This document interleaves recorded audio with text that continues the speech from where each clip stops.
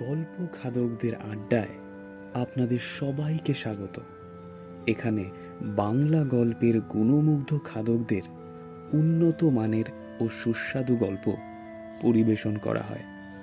নানান পদের মধ্যে থাকে কিছু ভয়, কিছু রহস্য, থাকে তন্ত্রমন্ত্রের সুগন্ধি, আবার কখনো ব্যথা, তো কখনো প্রেম। আর গল্প খাদকদের জন্য আজকের নিবেদন স্বনামধন্য লেখক হরিনারায়ণ চট্টোপাধ্যায়ের লেখা গল্প পেছনের জানালা।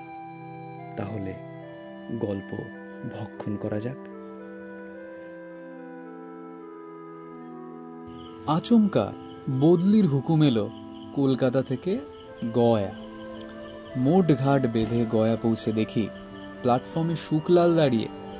শুকলাল অফিসের কাজে অনেকবার কলকাতা এসেছে, এই অফিসেরই লোক, সেই সূত্রেই আলাপ। শুকলাল বলল, আপনার জন্য একটা বাসার জোগাড় করে রেখেছি, শহরে একটু বাইরে, বেশ নিরিবিলি জায়গা, আপনার ভালোই লাগবে। শহর থেকে মাইল দুয়েক দূর। বাড়িটা এক নজরে ভালোই লাগলো। একতলা, চারিদিকে বাগান, মানে এক সময় বাগান ছিল, এখন আগাছার জন্য কিছুটা জঙ্গলের চেহারা নিয়েছে। দুখানা ঘর, একটা বসবার আর একটা শোবার, এছাড়া ছোট্ট একটা রান্নাঘর আছে। শুকলাল বাড়ির মধ্যে ঢুকে দুদিকের জানলাগুলো খুলে দিল। শীতের অল্প ঠান্ডা বাতাস ভালোই লাগলো। চারপাশে বাড়ি না থাকায় অনেক দূর পর্যন্ত দেখা গেল উঁচু নিচু মাঠ, গাছপালা, ঝোপঝাড়। রান্নাঘরে ঢুকে শুকলাল বলল, পেছনের জানলা খুলবেন না। জিজ্ঞেস করলাম, কেন? এদিকে তো আর বাতাস আসবে না, কি দরকার খুলে? আর কিছু বললাম না, জিনিসপত্র গোছাতে আরম্ভ করলাম। শুকলালই দুলারির মাকে জোগাড় করে দিল। রান্নাবান্না থেকে ঝাড় দেওয়া, কাপড় কাচা সবকিছুই করবে। দিন তিনেক পর দুলারির মাকে জিজ্ঞেস করলাম, আচ্ছা, শুকলাল বাবু রান্নাঘরের জানলাটা খুলতে বারণ করেছে, কেন বলো তো? দুলারির মা অনেকক্ষণ ধরে আমার দিকে চেয়ে রইল, দৃষ্টিতে কৌতূহল আর বিস্ময়। তারপর বলল, ও জানলাটা নাই খুললেন বাবু, তা কি হয়েছে? হ্যাঁ, কিন্তু কেন? রান্নাঘরের জানলা তো, খাবার জিনিস থাকে, যদি ধুলোবালি পড়ে কিংবা কুকুর বেড়াল ঢুকে পড়ে, তাই বলছি। অবশ্য জানালার কোনো গরাদ নেই, ছোটখাটো জন্তু জানোয়ার ঢুকে পড়া মোটেই বিচিত্র নয়। তবু আমার মনে হলো আসল কথাটা দুলারির মা যেন চেপে যাচ্ছে। কি হতে পারে রান্নাঘরের জানলাটা খুললে?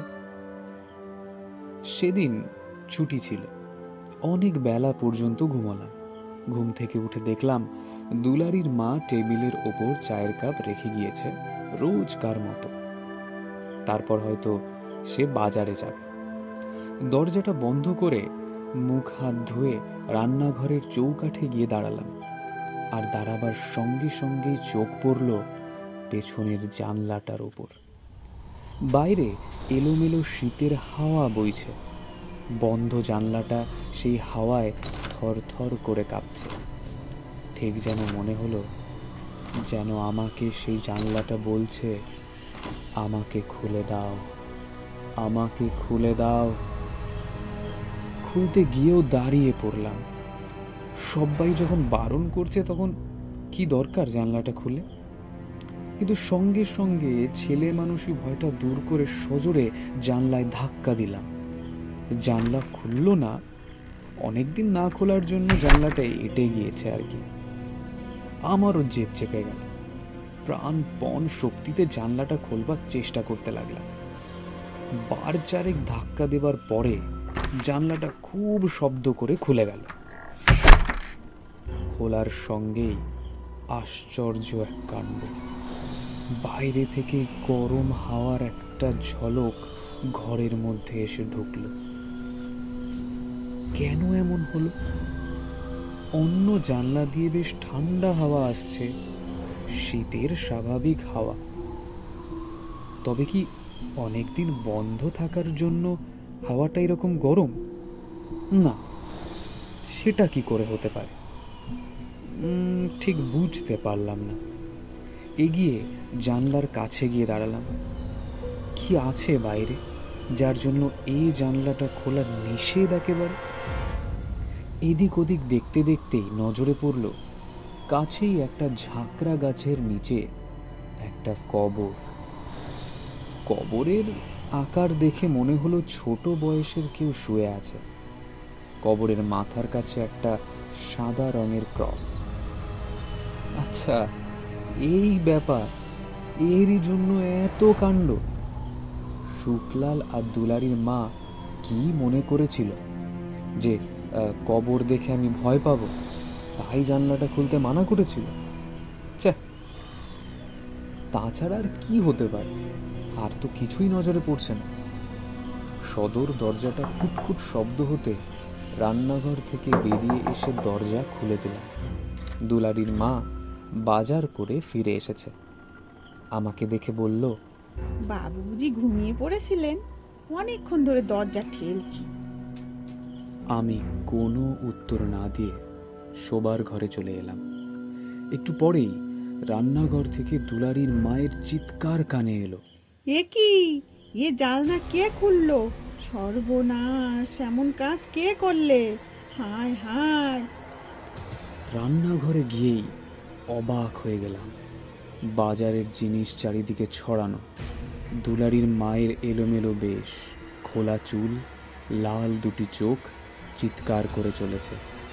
এগিয়ে গিয়ে জানালাটা বন্ধ করার চেষ্টা করলাম, প্রথমে এক হাত দিয়ে, তারপর দু হাতে, কিন্তু কিছুতেই বন্ধ করতে পারলাম না। মনে হলো জানলাটার পাল্লাটা যেন কাঠের নয়, নিরেট পাথরের তৈরি। এক চুল সরানো গেল না। ও আর বন্ধ হবে না, আমি ঠিক জানি বাবু, সর্বনাশ একটা হবে। হ্যাঁ, কপাল। কি হচ্ছে কি? চুপ করো। জানলার কবজাটা শক্ত হয়ে গিয়েছে, কাল মিস্ত্রিটাকে ঠিক করে নিলেই হবে। এই বলে সজোরে তাকে একটা ধমক দিলাম। যাই হোক, সেই রাতে আমার খাবার ঢাকা দিয়ে দুলারির মা রোজকার মতো চলে গিয়েছে। আমি বাইরের ঘরে বসে অফিসের কাজ করছিলাম। ঘড়ির দিকে নজর পড়তেই উঠে পড়লাম। খাবার সময় হয়েছে। রান্নাঘরের কাছে গিয়েই থমকে দাঁড়িয়ে পড়লাম। খাবারের ঢাকনা খোলা। থালার কাছে বছর 6 এক শিশু, ধবধবে গায়ের রং, এক মাথা কোকড়ানো সোনালি চুল, চোখ দুটি নীল।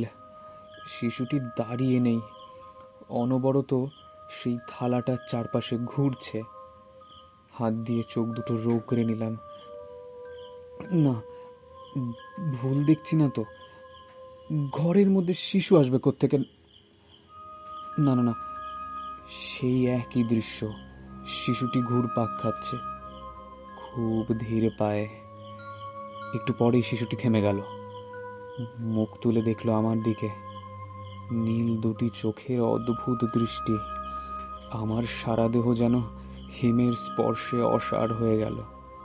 শিশুটি পিছন ফিরে রান্নাঘরের দিকে চলতে শুরু করলো।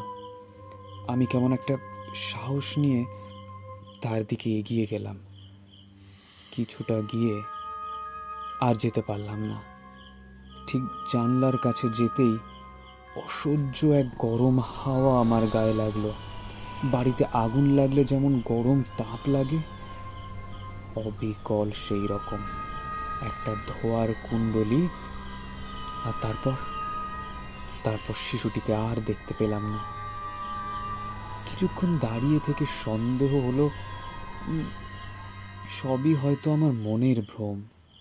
ছোট একটা কবর দেখে শিশুটিকে কল্পনা করে নিয়েছি, আর কিছুই না। সেই কল্পনার রূপই দেখছি চোখের সামনে। কিন্তু খেতে বসতে গিয়েই থেমে গেলাম আবার। থালার চারপাশ ঘিরে ছোট ছোট পায়ের চিহ্ন। দুপুরের দিকে বৃষ্টি হয়েছিল, বাইরের মাঠে জল জমেছে। শিশুটি বুঝি সেই জল পার হয়ে এসেছে। খাবারে হাত দিতে পারলাম না, উঠে এলাম। আর যাই হোক, এটা আমার মনের ভুল নয়, শিশুটি সত্যি এসেছিল। এই প্রথম মনে হলো পেছনের জানলাটা না খুললেই ভালো করতাম। কাল কাল তাড়াতাড়ি মিস্ত্রি ডেকে জানলাটা আগে বন্ধ করতে হবে। অনেকক্ষণ শোবার ঘরে পায়চারি করলাম, মাথাটা কেমন গরম হয়ে রয়েছে, এখন শুলেও ঘুম আসবে না। বেশ কিছুক্ষণ পরে আবার রান্নাঘরে গেলাম। ভালো করে দেখলাম কোথাও কোনো পায়ের চিহ্ন নেই। অবশ্য জলের দাগ এতক্ষণ থাকবার কথাও নয়, তবু খাবার ইচ্ছেটা করল না। একসময় বাতি নিভিয়ে শুয়ে পড়লাম। সহজে ঘুম এলো না, এপাশ ওপাশ করতে লাগলাম। রাত তখন কটা আমি জানি না। গলায় খুব ঠান্ডা একটা স্পর্শ পেয়ে চমকে জেগে উঠলাম। জানলার কাচের মধ্যে দিয়ে চাঁদের আলো এসে বিছানার ওপর পড়েছে। কোথাও কোনো অস্পষ্টতা নেই। সেই শিশুটি একটা হাত দিয়ে আমার গলা আঁকড়ে ধরে পাশে শুয়ে আছে। সবলে শিশুটিকে সরিয়ে দিতে চাইলাম, কিন্তু পারলাম না। এইটুকু শিশুর কি অসীম অদম্য শক্তি! হঠাৎ দেখতে দেখতে আশ্চর্য এক রূপান্তর ঘটল। শিশুর দেহের মাংস আস্তে আস্তে মিলিয়ে গেল। তার পরিবর্তে একটা কঙ্কাল বিছানায় শুয়ে একভাবে হাত দিয়ে আমার গলা বেষ্টন করে রয়েছে। হাড়ের দৃঢ় বন্ধনের মধ্যে আমার এই গ্রীবা। চিৎকার করে উঠলাম, প্রাণপণ শক্তিতে হাতটা সরাবার চেষ্টা করলাম, কিন্তু পারলাম না। আবার সেই আগুনের হলকা, মনে হলো সেই তাপে আমার মাংস বুঝি গলে গলে পড়বে, আমিও কঙ্কালে পরিণত হব। তারপর কি হলো আমার জানা নেই। অনেকগুলো লোকের ক্ষীণ কণ্ঠ, তাদের পায়ের আওয়াজ। জ্ঞান হতে দেখলাম আমি বিছানায় শুয়ে আছি, পাশে শুক্লাল আর একজন ডাক্তার। একটু দূরে দুলারির মা দাঁড়িয়ে। শুনলাম পরের দিন সকালে বাড়ির মধ্যে না পেয়ে খুঁজতে খুঁজতে দুলারির মা আমায় পিছনের মাঠে পেয়েছে। সেই ছোট কবরটার পাশে নাকি আমি শুয়েছিলাম। কখন কিভাবে সেখানে গিয়েছি আমি জানি না।